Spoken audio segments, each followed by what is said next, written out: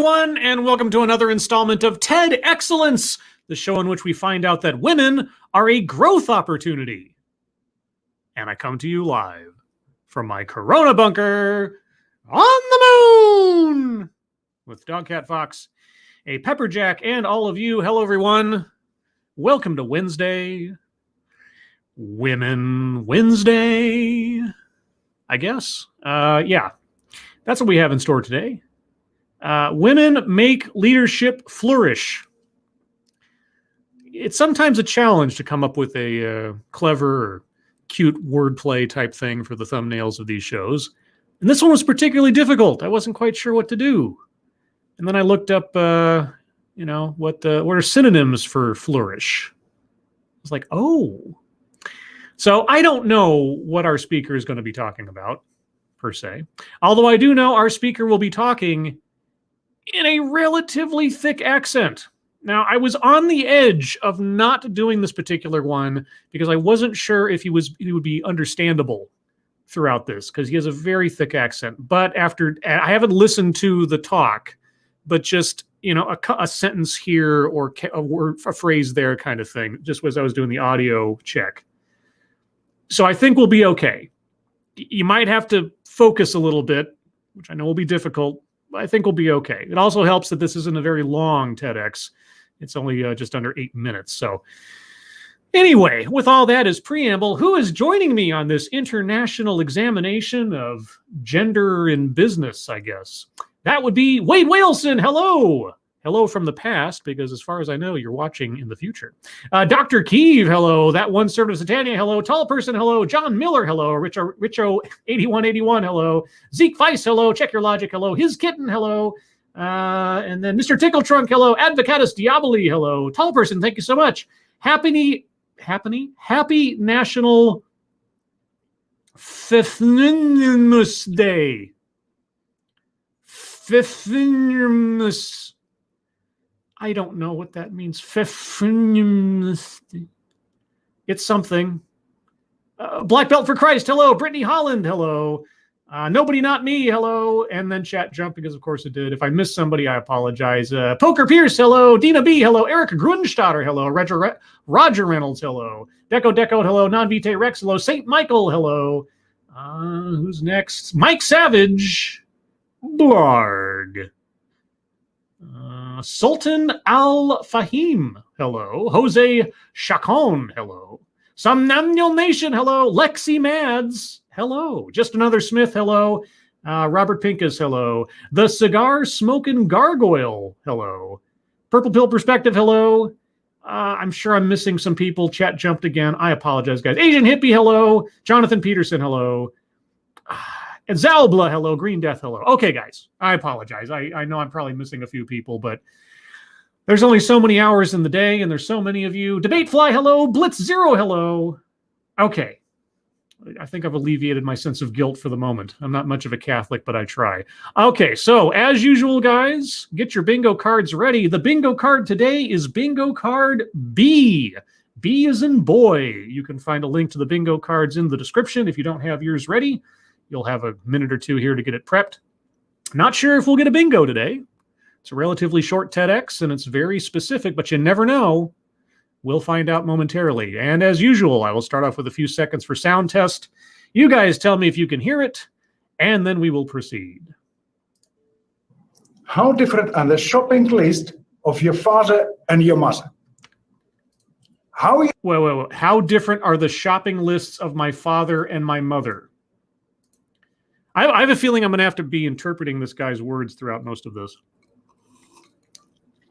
Okay, how different are they? I don't know. You tell me. Usually they, at least in the past when that was a thing, because I don't live at home anymore, they would both look around and say, what do we need? They didn't work independently of one another. Usually one would refer the other to stuff. I don't know. What does it mean?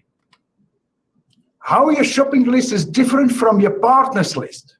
How is my shopping list different from my partner's list? Well, I don't know. I don't have a partner. But okay, are you trying to say that people are different? Because that'll be a very short TEDx. Have you ever thought about this? Yeah. Man's list. Meat, milk, sausages, bread, beer. Solid. Okay. Mom's list, bread, milk, sausages. Yeah. What if mom's lactose intolerant? Okay. Yeah, the basic. Woman's list. Oh. Milk, mince, flour, vegetables, chocolate, washing powder, and a pile of many seemingly not important things. I'm sorry, this guy's accent. Oh man, this is going to be a slog, and it's only 7 minutes. Thank you, Redneck Ram. I'm here. What did I miss, Scribbly Man? You missed almost incomprehensible Russian accent man. Going over theoretical shopping lists from man and woman. Man wants meat and milk. Woman wants vegetables and chocolate. We're not falling into stereotypes at all, I'm sure, but okay, I'm going to say that's a list because it is a grocery list. So going to the bingo card, free space, and a list. I'm not going to say it's a childhood or family anecdote because he's talking in hypotheticals so far, but oh boy. All right, so milk and sausage for the dad, vegetables and chocolate for the mom. Okay. Their shopping list reflects a value created for everyone's likings, taste, and really personal care.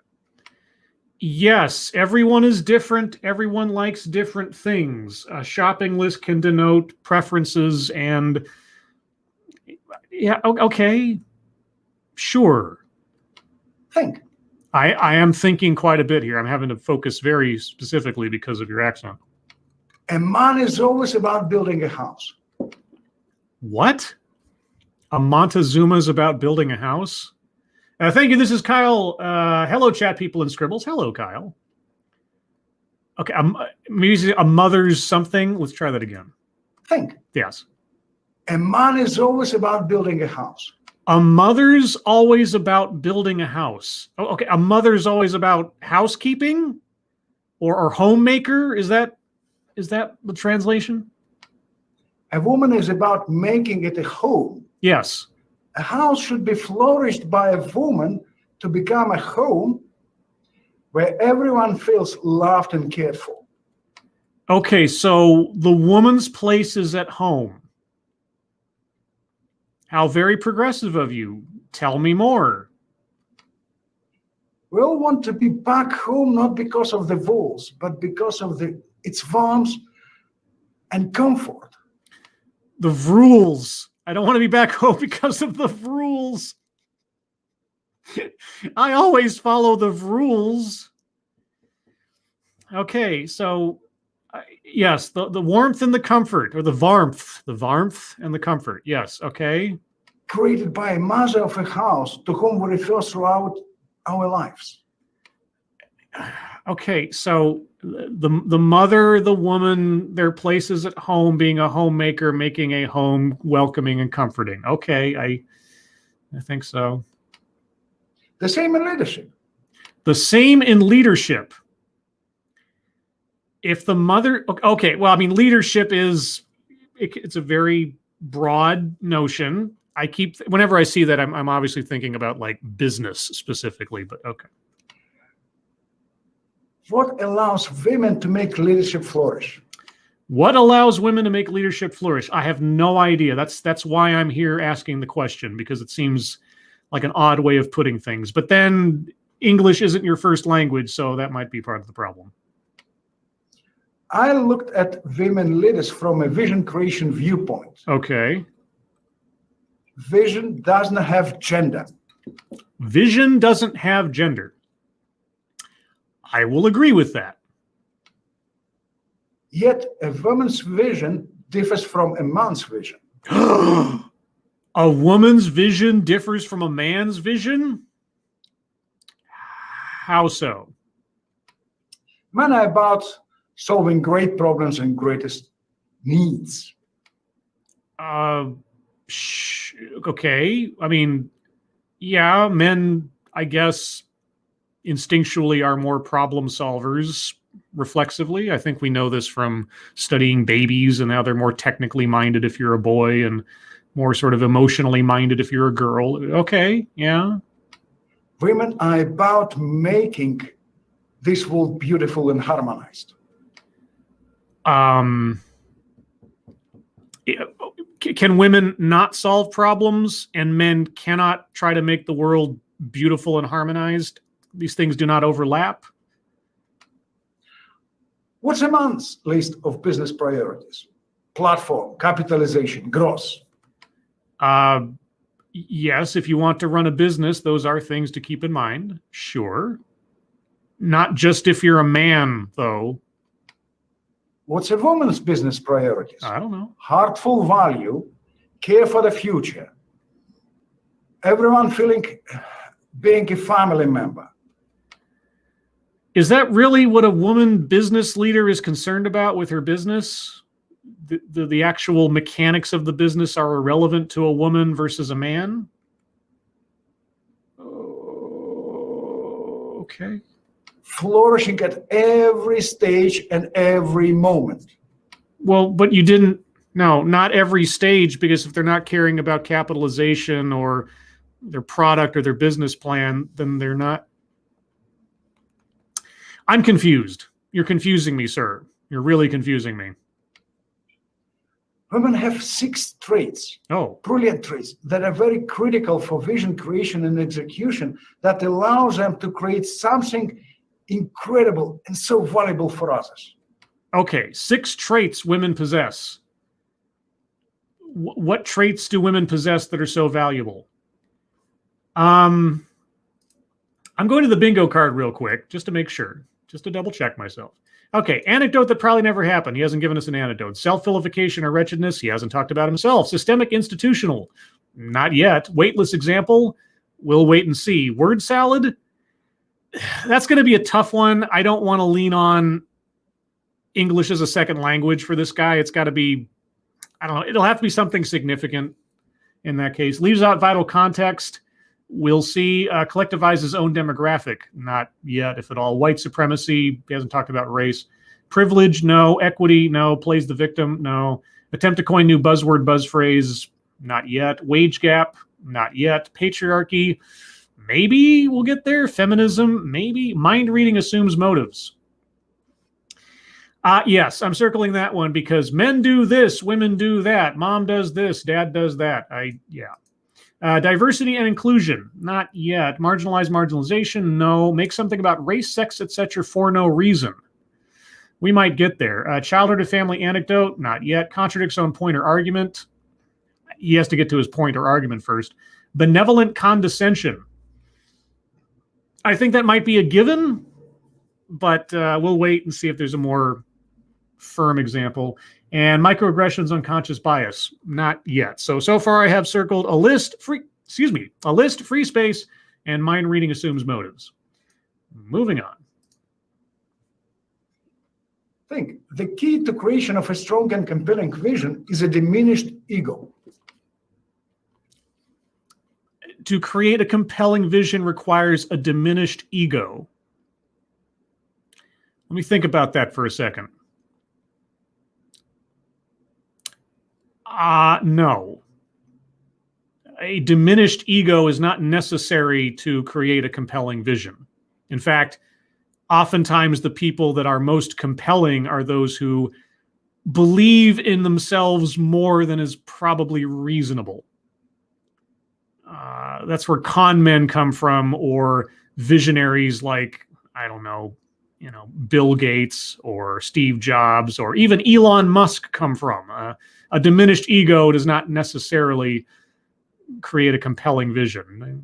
They can both be there. Vision is sacrificing oneself for others. But I have no idea. This is a great gesture of giving, which is based on empathy and care for others.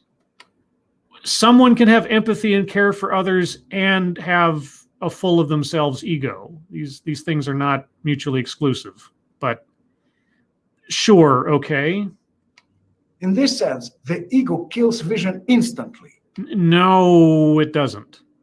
No, it doesn't. Not instantly. No. I mean, I guess, okay, I guess I need a definition of what you mean by vision. Because, somebody saying, I believe we will put a man on the moon within this decade and bring him back safely to Earth. I mean, that's a vision. And JFK was not lacking an ego. And that vision was not suddenly destroyed because he didn't have a diminished ego. So, no, I don't believe you.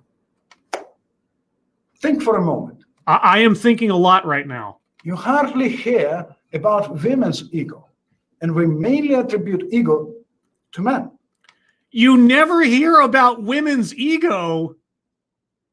I don't know if you know this, and depending on your circumstances, I might believe it.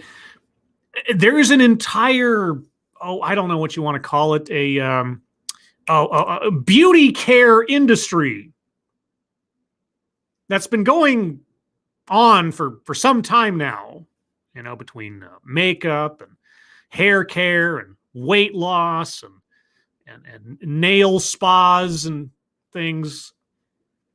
Women are not lacking in ego any more or less than men.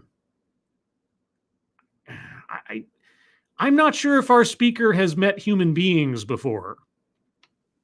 Women keep ego on a short leash for the sake of others. Okay, it depends on the individual. It is not a broad-based, you can just say that as a rule for each gender. It just, no. Okay, you know what? I'm going to circle collectivizes own demographic because he's talking about men does X and women does Y. Yeah, so collectivize his own demographic, circling that one as well. Children, husband, parents, friends, they feel the pain of others. Everyone can possess empathy. It does not require a particular gender. Empathy is a human trait. It is not a gendered trait. Women have ambitions that drive them forward, but far less ego than men that allows them to create value for others. It depends on the individual. Learning. Vision is about creating a new reality that demands constant learning. Women learn and relearn new things when they get married, when giving a birth to a child, when moving into a new house, or even when they're gossiping with friends. When they're gossiping with friends, having a child, moving into a new house. Okay. If I didn't know any better, I would say this guy's being benevolently condescending. I'm circling benevolent condescension. Also, he might be a very friendly sexist. I don't know. Women constantly learn from each other. Yes, women constantly learn from each other. Men never learn from one another. I didn't learn how to use tools or fish or throw a ball from my father. It just never happened. I guess I just gained those things through osmosis or something. They learn all the time without even paying attention to this fact.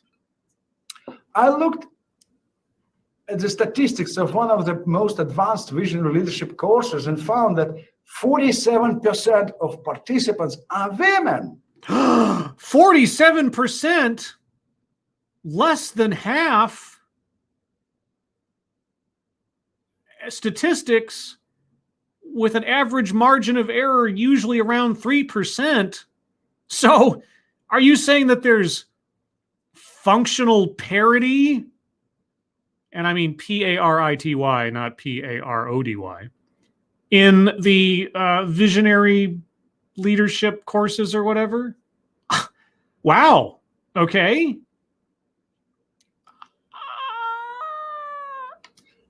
Women challenge themselves and prepare to learn far beyond the limits prescribed by society.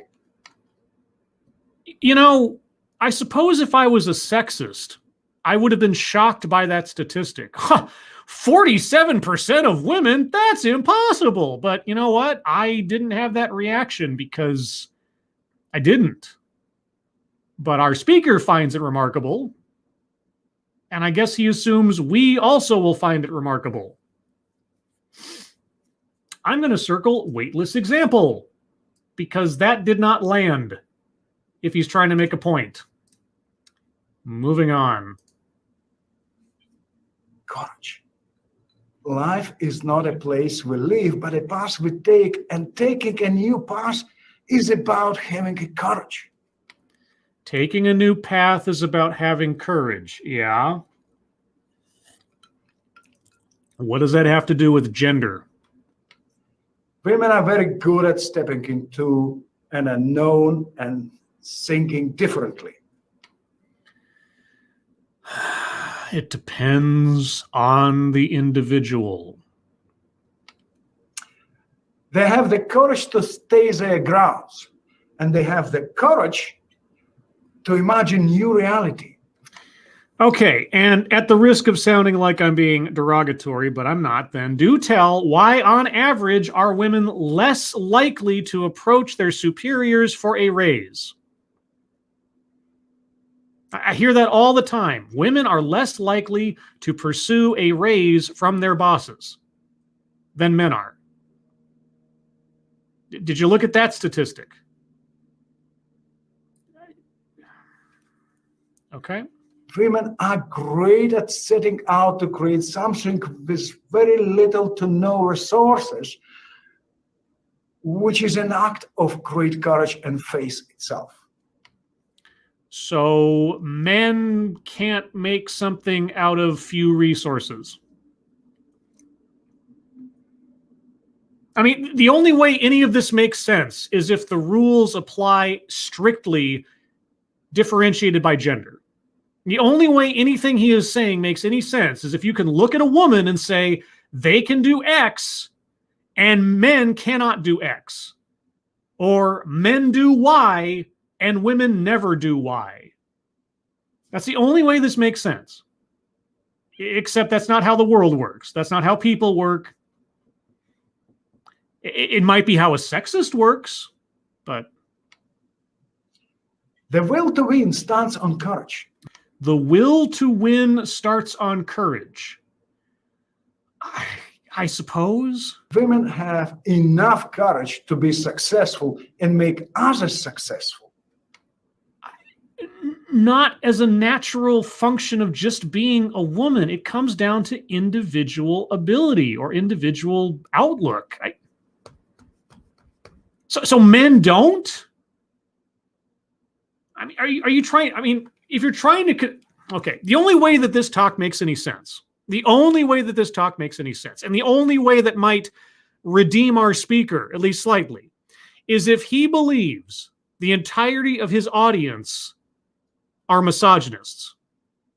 If he believes the entirety of his audience are a bunch of women-hating misogynists, this makes some kind of sense. He's trying to convince non-believers in women's capabilities of their capabilities. Now, I am not an expert on, I'll say, Eastern European culture. I do not know where our speaker resides or comes from. So it is entirely possible that he may be trying to be the gentle force for change in a culture that looks down on women. And if that's what he's doing, if that is what he's doing, that is very admirable. Okay? I will at least allow for the possibility that this guy is not being intentionally obtusely sexist, but that he's being sort of Trojan horse sexist in a way. So that is where my mind is going to reside on this, unless I'm given information to the contrary. All right? Because I'm trying to give this guy the benefit of the doubt, because he sounds ridiculous. Thank you, Redneck Ram. Is he just pulling this whole talk out of his you-know-where? Because this is just sounding ridiculous. You know, yeah, I agree. It sounds ridiculous, but I'm trying to think of the context in which it makes some sense. I might be too generous here. I don't know. You guys tell me. We'll talk about it at the end. Think about intuition.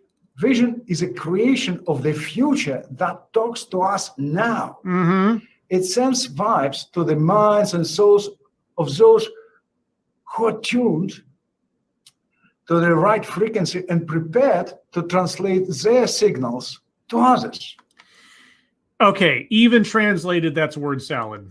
We're going to translate our signals and broadcast, and yeah, no, sorry, that's just word salad.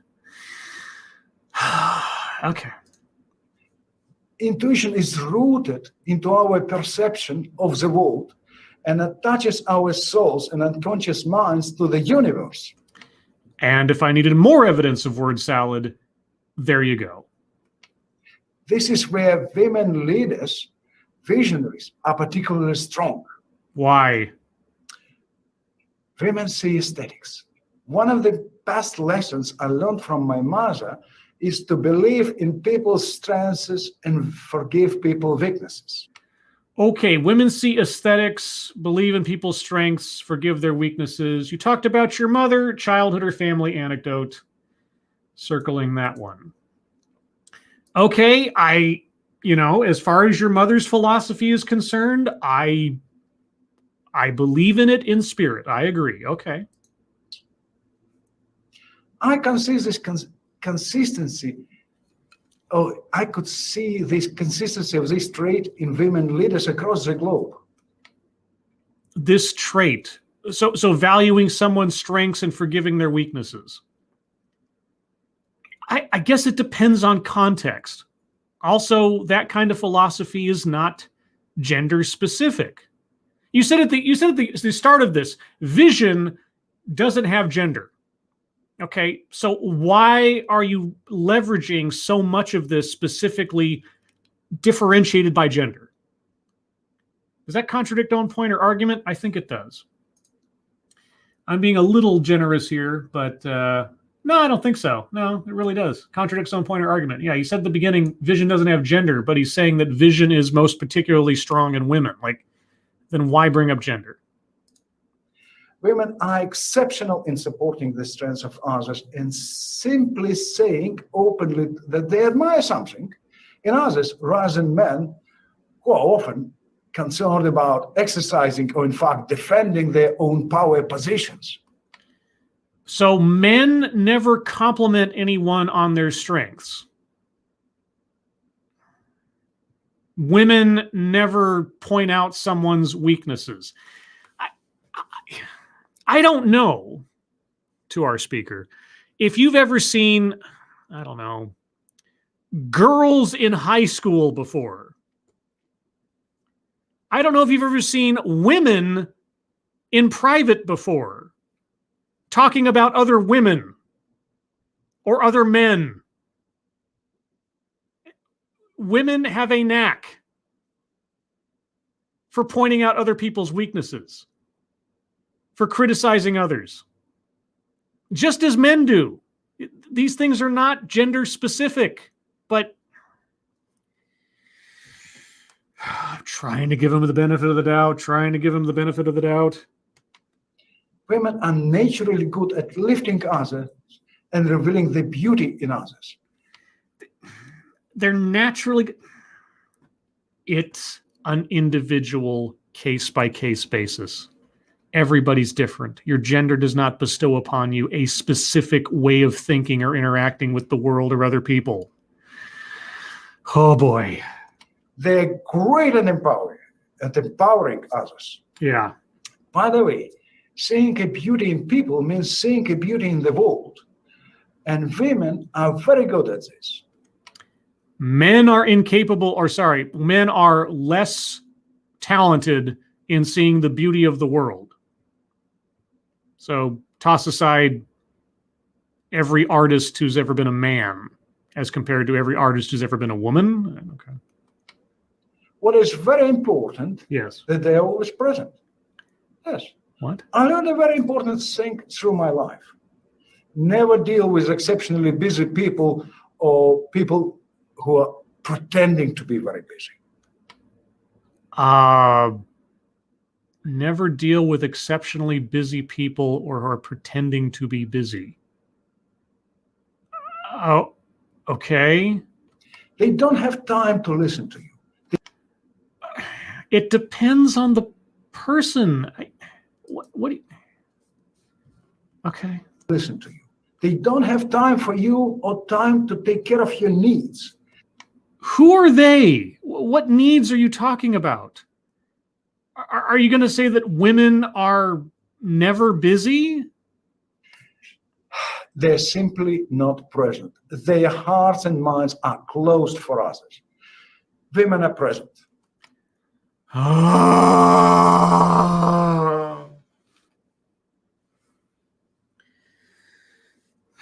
So men's hearts and minds are closed. They are not present. They do not have time for other people. Women's hearts and minds are open. They are always present, and they have time for other people.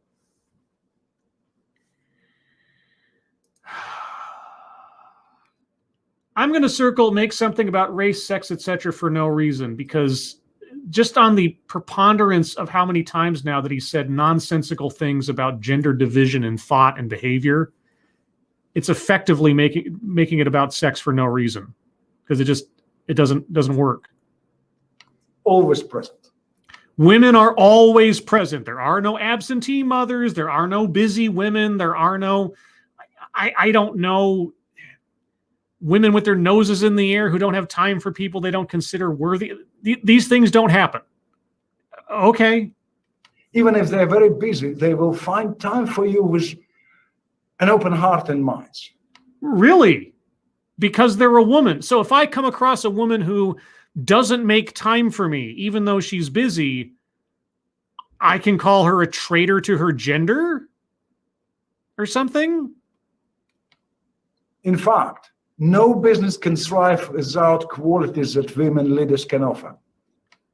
Really? Only women can offer these qualities to a business. Okay? Women make leadership flourish. Why? This is about being blessed, having women leaders that add value to everything that we do together and making this world a better place. Thank you. That's it. That's your argument. That's your presentation.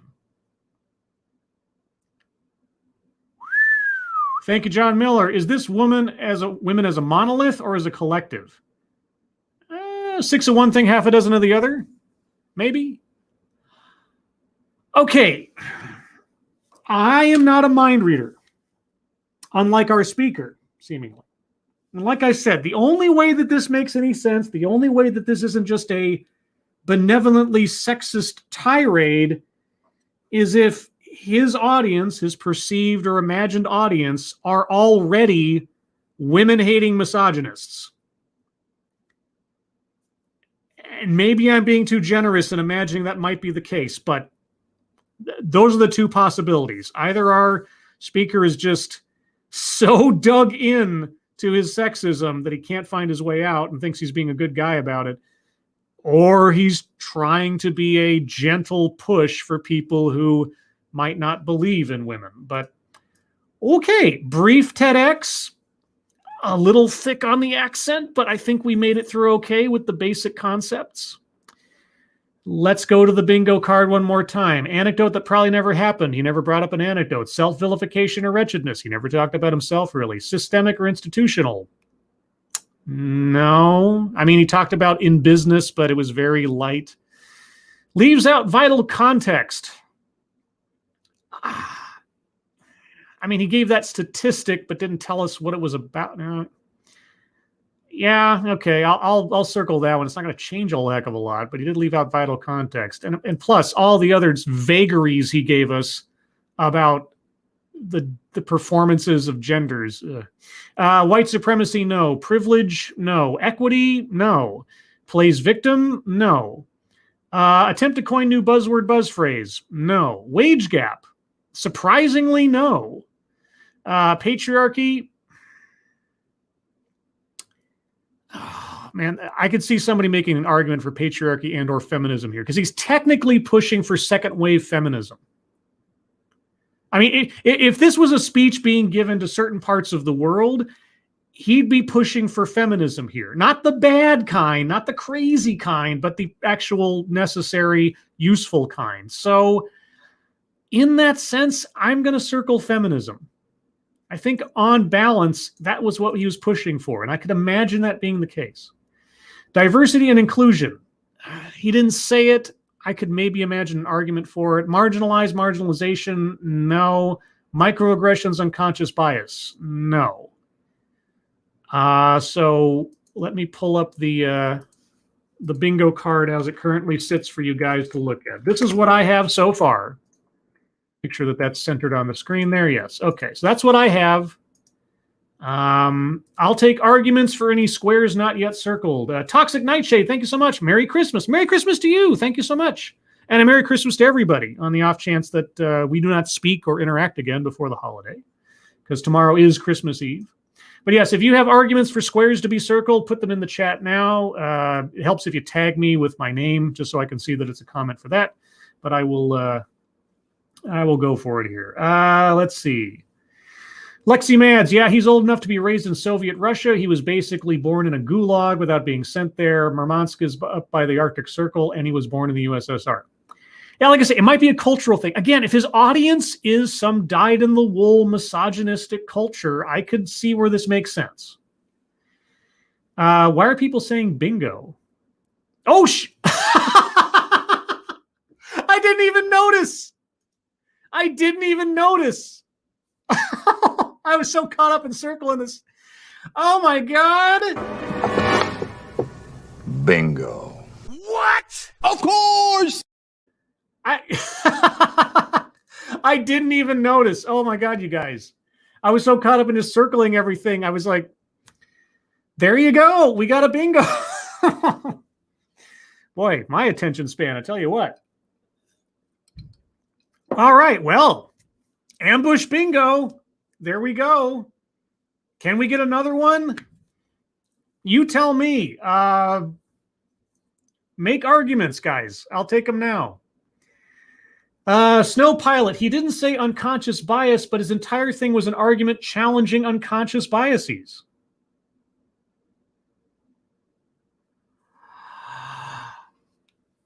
You are absolutely correct.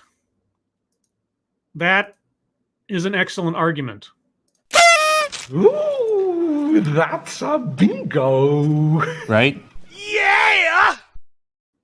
Very good. There you go. 2 bingos out of this. Wowzers. 2 double bingo.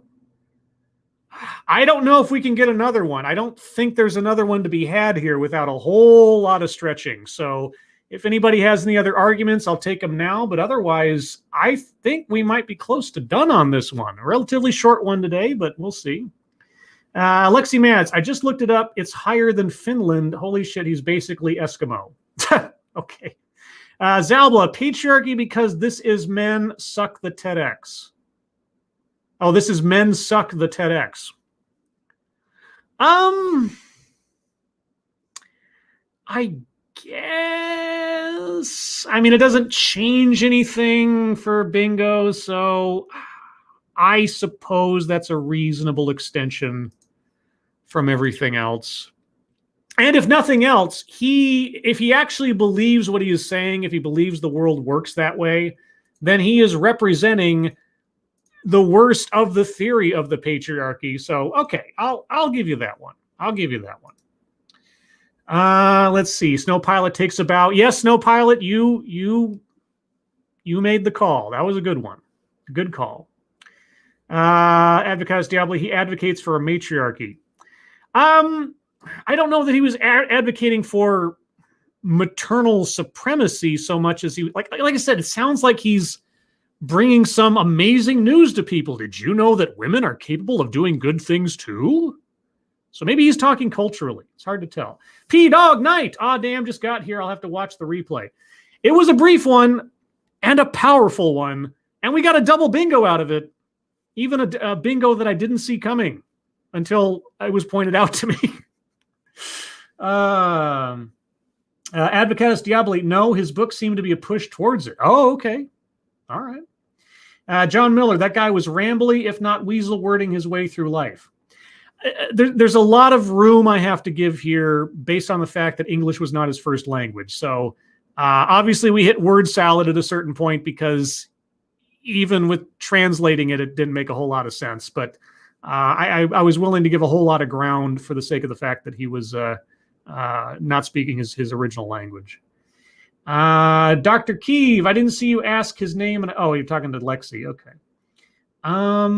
Yeah, guys, I think that might be it as far as the bingo card is concerned. As far as like what we got out of this talk, like I say, I could be of two minds on this.